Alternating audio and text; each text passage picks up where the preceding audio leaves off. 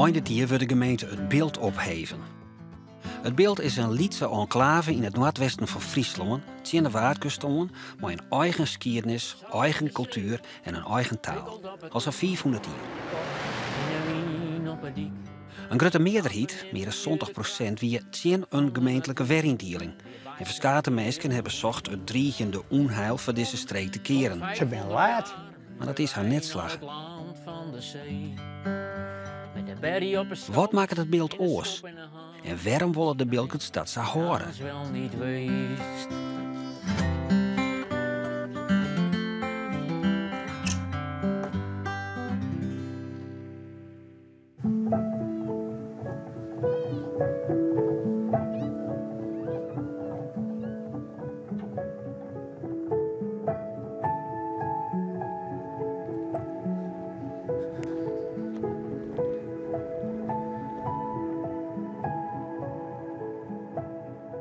In mijn beleving heeft het beeld er hier nooit zodat het hier nou luidt.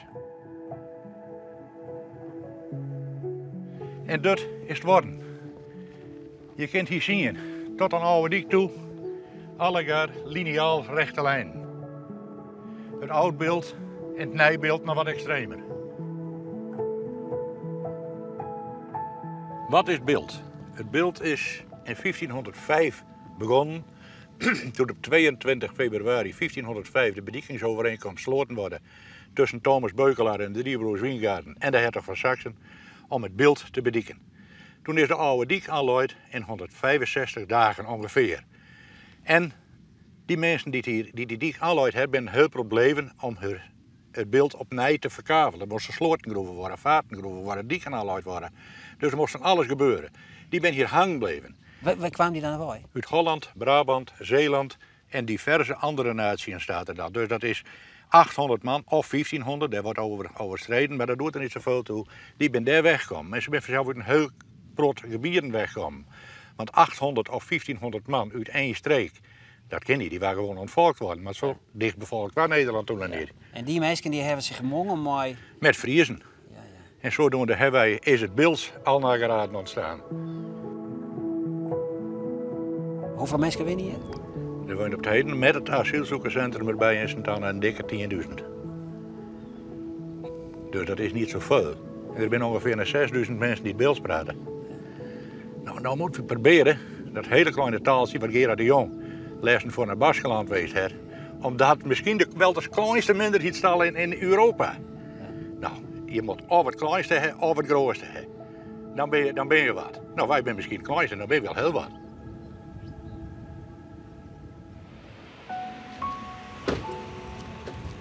Gerard de Jong is haatredacteur van de Beeldse Post. Een Lietse lokale, maar serieuze nieuwskrant die het 1 keer in de week verschijnt en zo'n 1800 abonnees stelt. De krant wil heel bewust een stem bieden aan de Beeldse taal en de verhalen vertellen die de mensen hier in de streek dwaande hoort. Ik denk dat de krant toch een soort speel en soms ook een aanjager is in de Beeldse gemeenschap. Hoi, ja, best correct op tijd. Dus de krant werd Beelkens hun eigen Beeldse taal waarom lezen kennen en zien kennen. En hem daar ook in gebruiken kennen. Dat is een heel rudimentaire, wezenlijke zaak als een familiebericht. Een overlijdensbericht. Dat willen ze in beeld zijn. Als ze het zelf niet weten te spellen, dan helpen wij ze daar met vanzelf. Dat ben zaken van leven en dood. En dat willen ze in hun eigen, in de Beeldse taal bijvoorbeeld. En daarnaast, onze functie is gewoon om dat beeld zoveel mogelijk te gebruiken. Omdat mensen dat hier heel veel gebruiken. En daarnaast brengen we natuurlijk gewoon nice wat er speelt. Ja. Gerard ziet op de School van Journalistiek doet in het jaar 2000 zijn paken, die doorhaatredacteur hier, samen verstoor. Hij was 21 en vierde de verantwoordelijkheid voor het familiebedrijf en de plicht om zijn leermaster en grote voorbeeld op te volgen. Goedemorgen. Zeker als je op de school van journalistiek zit, dan wil iedereen naar de Volkskrant of NRC of het NOS-journaal, ik noem maar wat. En het lokale suffertje, wat het dan zo vaak genoemd wordt, ja, dat klinkt dan niet heel sexy of spannend. Maar ik ben door de jaren heen steeds meer gaan waarderen dat een lokale krant echt een wezenlijke rol in een lokale gemeenschap hebben kan. En al helemaal dat die lokale gemeenschap, zoals als het beeld, met zijn eigen hele kleine taal, ja, is dat een enorm belangrijke functie, denk ik. En is er weinig mooier dan dat, omdat je ziet dat het resultaat heeft, of je merkt dat je het ergens voor doet. En meesten komen hier altijd aanlopen met kantoor en hebben wat, of ik moet even praten zien. En die krant staat dus in het midden van die gemeenschap.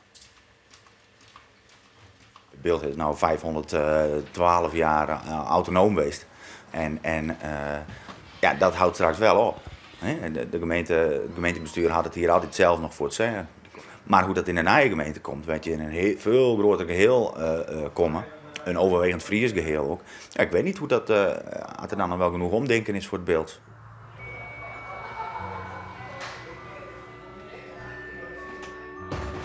In pannenkoekrestaurant De Struiverij in Sint-Tonne is Joen voor het eerst zo'n tijden weer een groot Beels dicté. Het beeld gaat straks op in de Waardhoeken. En vanaf 2018 is het beeld niet meer het beeld. Maar ja, de Beeldse taal en de Beeldse cultuur gaat daarmee natuurlijk niet verloren. We hebben een gezamenlijke verantwoordelijkheid om ervoor te zorgen dat het beeld op elkaar blijft. Maar dat is eigenlijk voor het eerst weer dat we dat nou dus weer opstarten. Mensen, het is 8 uur. Dacht ik, ja, bijna. Nee. Ja, optreedt. Nederlandse invloed, kan er niks aan doen. Merk dus nou ook, ik heb het zelf ook wel, dat bepaalde woorden, Beeldse woorden, ook wel wat van Nederlands. En maar dat zie je steeds meer. Maar goed, taal is natuurlijk altijd aan verandering onderhevig. En dat is op zich ook niet erg. Maar goed, daarom snap ik wel dat de oude Beelkers, die natuurlijk praten toch weer anders Beelds als de huidige Beelkers. Maar dat is, zelfs per dorp is het al verschillend. Boukie leest straks het dicté voor. Ze leest hem eerst in zijn geheel voor. Daarna doet ze dat rustig aan, zin voor zin. En dan na afloop kijken wij het na. Voor de top 3 hebben we een prijsje en voor de winnaar hebben we ook nog een wisselbeker. Dus ik zou zeggen, heel veel succes. Gurbus zei, nou moet ik ook nog aan de Zuidenbrei. Het is al zo brodzig. De lucht staat ook als een breiwagen. Dus, maar gauw op huis aan. Ik zal struif bakken, zei Boukie. Maar wees, je moet de struif niet om een ei bedorven. Mooi, hè? Dat is een Nederlands. Breiwagen. Wat ben dat? En het besef komt nou dat we zoiets hebben van ja goed, allemaal leuk en aardig, maar als we het beeld op een kaart houden willen en de Beeldse taal en de Beeldse cultuur levendig houden willen, dan moeten we daar met elkaar ervoor staan en dan moeten we er met elkaar ook wat van maken. En je merkt nou hier op het beeld dat besef komt en dat iedereen zoiets heeft van ja goed, het komt ons niet aanwaaien. Als we wat bereiken willen, dan moeten de schouders moeten eronder en dan moeten we er met elkaar ervoor gaan. De winnaar of winnares, het is een vrouw. 0 fout. En dat is Femke Keizer.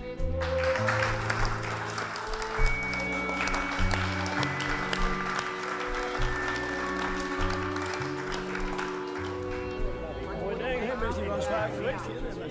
Ja, dit is hier heel mooi. Er staat 5 fouten. Ik heb het lezen, ik heb die nou wel leggen. Wie die hier 0 fouten? Dat bestaat dus niet, dan ga je 5 fouten.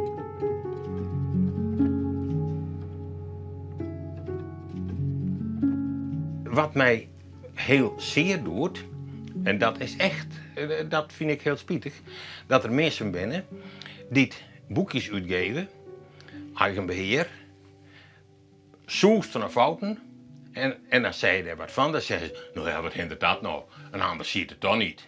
Nou, dan ben je aan het verkeerde adres. Het kies afvallen beter, als de meesten maar net zo slovien, vindt Sietse Buvalda. Dat het met de Beeldse taal net goed gaat, heeft meerdere oorzaken. Maar een daarvan is zeker ook de onverschilligheid van de Beelkert zelf. En dat docht hem zeer. Zijn Hoyt-Hotse schreeuwde het eerste Beelds wordboek, omdat hij vond dat deze unieke taal behouden worden moest. Sietse vindt dat ik en zorgde dat er een tweede druk van kwam. Een mooie missie, die hem net altijd begrepen viel. Kinders die thuis beeldstalig binnen, die praten niet een woord beelds meer. Op schoolplein niet meer. En onderhanden niet meer. Dat is eigenlijk Hollands of Nederlands, maar kijk hoe je het noemen willen. Maar het is geschiedenis en taal, hè, wat eigenlijk je familie in de besnijing hoort. Nou, ja. Ons huid was voor de oorlog, ons huid was van 1915. En in 1935 had kweekschool gedaan. En toen is hij al begonnen met artikels te publiceren in diverse tijdschriften die hij las. In het beelds?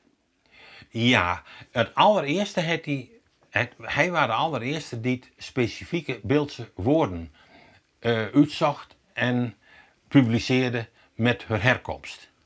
Hij besefte dat de beeldse taal vastgelegd worden moest, dat die bewaard worden moest. Nou, en dat het de basis geweest van het beelds en het beelds woordenboek. Als hij dat niet gedaan had, had het er nou niet geweest. Nou, heb je wat thee? Het is het eigen van dit gebied. En dat verdwijnt. Door dat zeer, ja, verdwijnt de cultuur. En dat is, vind ik, het slimme. Wat mij irriteert, is dat, kijk, de tweede druk van het woordenboek. De eerste druk van het woordenboek is van 96. Onvolkomenheden, uiteraard. Toen heb ik eens een keer een oproep in de krant gehad. Ik begin nou, en dat is al 15, 20 geleden, met de tweede druk, met correcties, aanvullings. Als je hem nou wat hebben, wat aansbod, zeg het even. Niets. Nou heb ik commentaar van, dat had ik zo niet hebben willen. Het is ook echt een mooi woordenboek geworden. Het is volwaardig woordenboek. Ik kan het oude er wel bij pakken. Kijk, als je dit erbij neemt, dan zie je direct wel dat dit een heel andere opzet, goedkopere opzet is als dat. Het is de Bijbel van beeld, daar komt het op beeld. Met een kleine letter blijft het maar ophouden dan. Maar hier kan je voor omvallen. En ik hoop en verwacht ook dat de mensen integraal hierop rondvallen willen. Want het is voor iedereen en het is het behoud van een goede taal. Goede taalbeheersing, goede taalstructuur. Maar een Heprot, die interesseert het niet. Zo zeg ik het niet, dus doe ik het ook niet zo. Dat hebben wij met een ander oorpraat. Ik heb vroeger weer opmerkingen gehad, hadden ze niet. Nou, dan is dit oorpraat. In mijn ogen.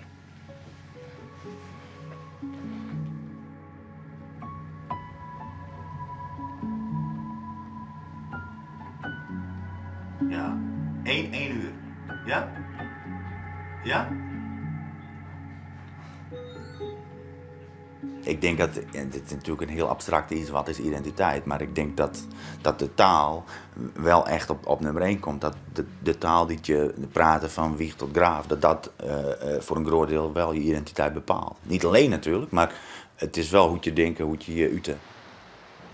Ja, Kees Kuken heeft een mooi boek over de beeldse geschiedenis geschreven. Het beeld is geen eiland. Je bent ook geen eiland meer, je staat niet meer op zichzelf. 5 eeuwen geleden was het nog een vrij geïsoleerd iets. En gong je niet zomaar even naar Leeuwarden. En hadden we hier geen onderwijzers uit de Randstad bij wijze van spreken. Maar, ja, nee.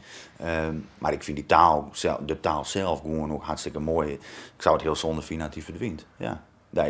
Dat mensen hier niet meer beeld met een ander praten zou. Dat zou ik, kan ik me eigenlijk niet voorstellen.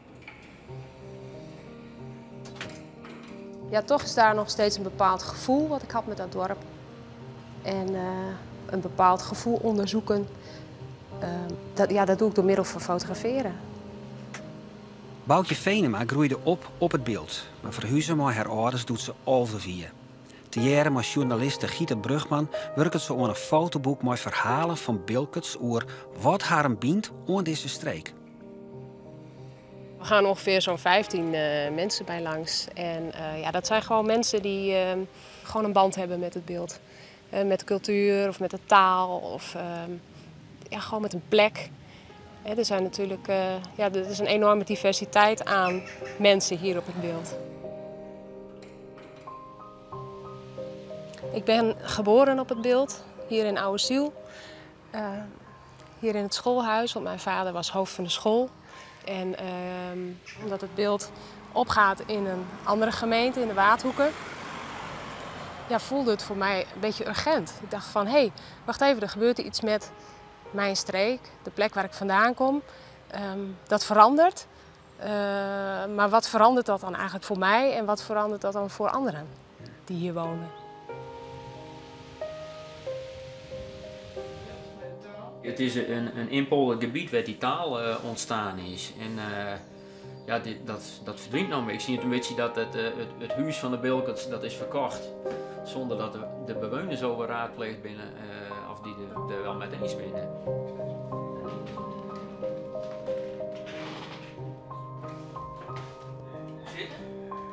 Ik maak portretten met de houten camera. Hele close portretten.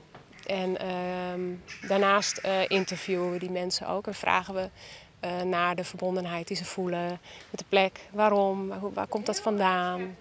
En ja, proberen op die manier een beetje de vinger eronder te krijgen van waar zit dat gevoel? Want dat gaat toch, uiteindelijk gaat het ons om het gevoel. Ik bedoel, er is heel veel geschiedenis te vertellen en er wordt ook heel veel geschiedenis verteld. Maar het gaat ons om dat onderliggende stukje wat ja, gewoon moeilijk vaak te vangen is. En dat proberen we dan door middel van woord en beeld toch een beetje los te peuteren of zo.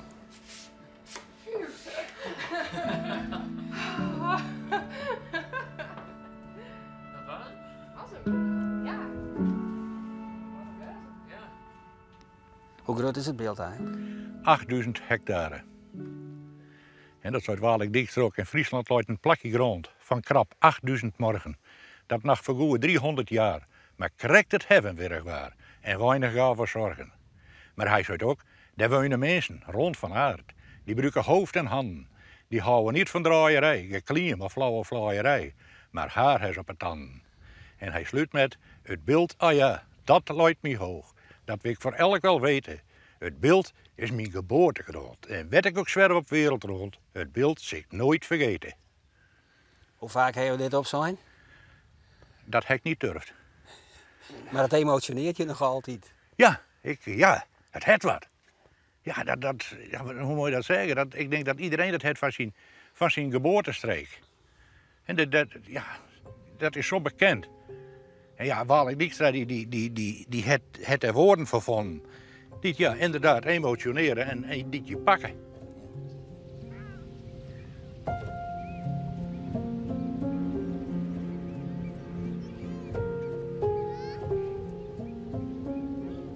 Dan gaat die Amerikaan, die komt daar vaak met een bus vol mensen. Alle fototoestellen en petjes op.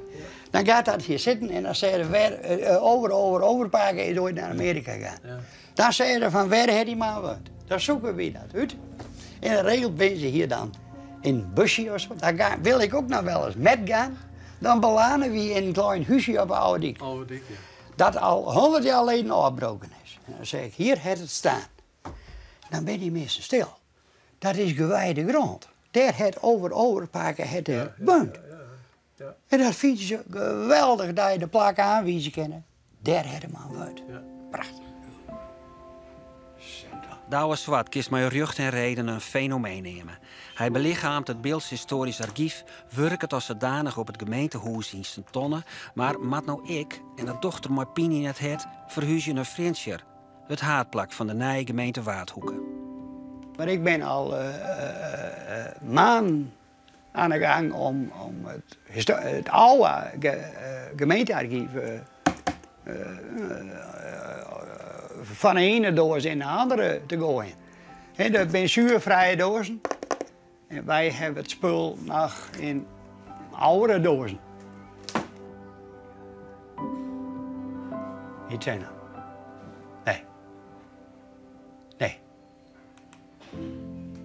Nee, beeldsarchieven horen thuis op het beeld. Het is beter dat jouw oude archieven raadplegen kunnen in de omgeving waar ze thuis horen. En dat er dan vaak ook mensen binnen die archieven snappen en begrijpen. raak je dan kwijt als je met archieven begint te slepen. Hollandse straat 3, ten noorden van de Koen. Dus het is zo'n soort huis geweest. Ja, dat is het. Dit is het. Ja, dat is het. Het geboortehuis van opa Dirk. Alsjeblieft. Ja. Hij is de belichaming hij is een soort de wandelende Beeldse historie bijna. Maar daarnaast heeft hij echt een functie dat die mensen echt helpt om hun geschiedenis uit te zoeken. Mooi. Heb je nou een klein eentje? Ik weet niet waarom.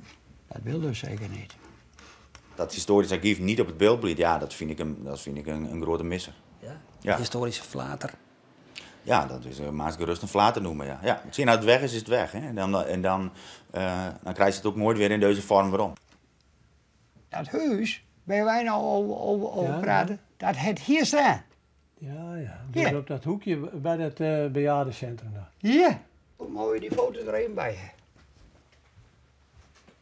Ja. Oh, wat interessant hier. Zeker. Dat. Dit straatje? Ja, dat is Duinstraat. Laat dat precies hetzelfde plak. Dat huisje. Het daar staan. Op het hoekje Het daar staan. Waar die blauwe auto staat. Ja. Nou, dan gaan we straks Daar eens heen, hè? kan wel weten dat het Paken daar geboren is. Ja. Nee, klaar. Nog. Het onvoldwongen bewijs leidt aan. Ja, dat is zo. Kijk, ik werk hier nu 22 jaar. Ik heb dus ervaring met het archief. Ik heb het archief ook in een kop. En ik kan me voorstellen van, als hij na mij heen komt die er niet veel van weet, dan gaat dat op een andere manier. Wij hebben nou, er wordt mij een vraag gesteld en dan, en als we het antwoord niet linksom vinden kunnen, dan gaan we rechtsom.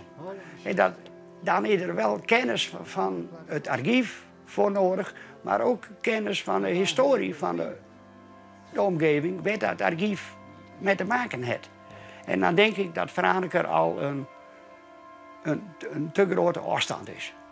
Dan moet je je zorgen over. Je moet je zorgen over dit archief. Ja. Ja. Daar is het wat. Ik begrijp je nou niet precies welke stoeptegel, maar daar is het wat. Ja. Die dan tussen. Gerard de Jong wie van het Simmer in San Sebastian om onderzoek te doen naar de Basken en hoe die als taalminderheid met haar taal en identiteit omgaan. Hij is dwaande mooi een boek over de opkomst van de Beeldse beweging ongeveer 70 van de vorige eeuw.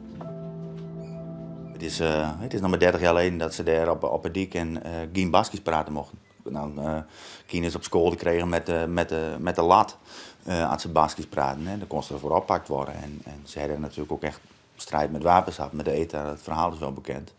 Maar zij hebben gewoon enorm lange tijd zijn onderdrukt geweest. En dus zie je dat dus heel hard hoe harder dat er onderdrukt wordt, hoe meer dat bewustzijn en voor je eigen taal en identiteit opkomen, hoe meer dat opkomt.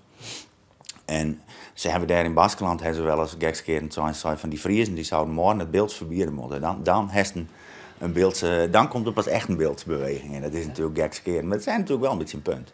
Precies het in de beeldse geschiedenis ook. Dat beeldse bewustzijn kwam pas op toen er dreiging was van dat hier Friese lessen overal komen zou. En ja, hoe die Basken met hun taal en cultuur omgaan en hoe ze daarvoor opkomen. Dat het ook echt droegen wordt door de meesten. Hè? Dat het niet alleen een elite is van culturele organisaties, maar dat het echt de meesten binnen die het voor opkomen. Ja, dat vind ik prachtig. Dat heeft het vuurtje bij mij ook wel weer aanwakkerd. Ja. Maar dan vroeg kon ik gewoon vanuit de huisweg kon hier zien en hier was de spoor zit zelf een stukje rood. Oh ja, hier zit nog een stukje in. En daar bij Laas was dan de zwarte rijt en dat waren wij vaak te vinden met vuurtje fikken en dan vond ik overal asbest hè, op de paden met boerderijen en zo en dan vuurtje fikken en dan gooide met die stukjes asbest in het vuur en dan knalde dat. Vroeger is het jaar, dan kwam er een trein, dan zaten we thuis voor het ruit.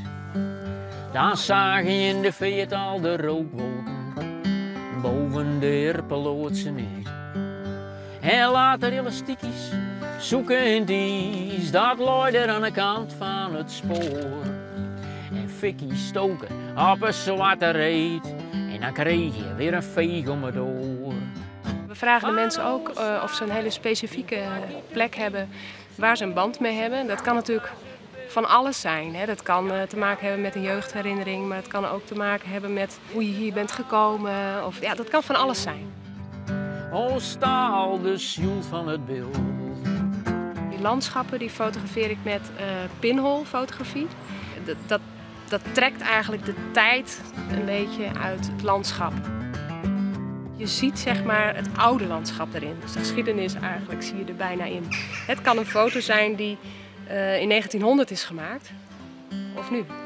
Dus eigenlijk probeer ik op die manier een hele lange periode daarin te vangen.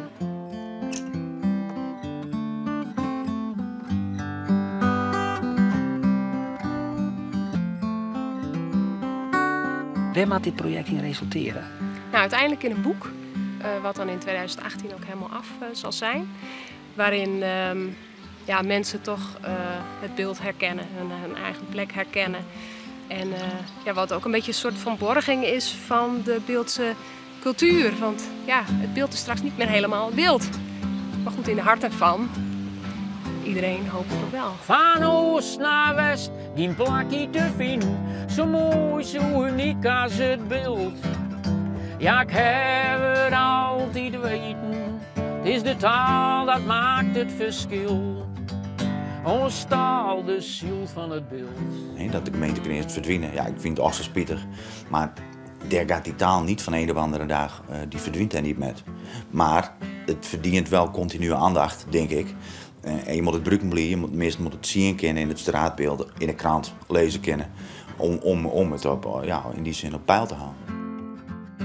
Voor mij is het puur een gevoel. Ik ben Wilker. En op mijn kist komt een plaatsje te staan met Beeldse groetenis. Dus tot één toe Beelds. En ook al leef je omveren, zo kom je weer om. Omdat het trekt, omdat het je raakt. Want één ding is zeker, één ding is wis. Dat de zon in een westhoek ondergaat.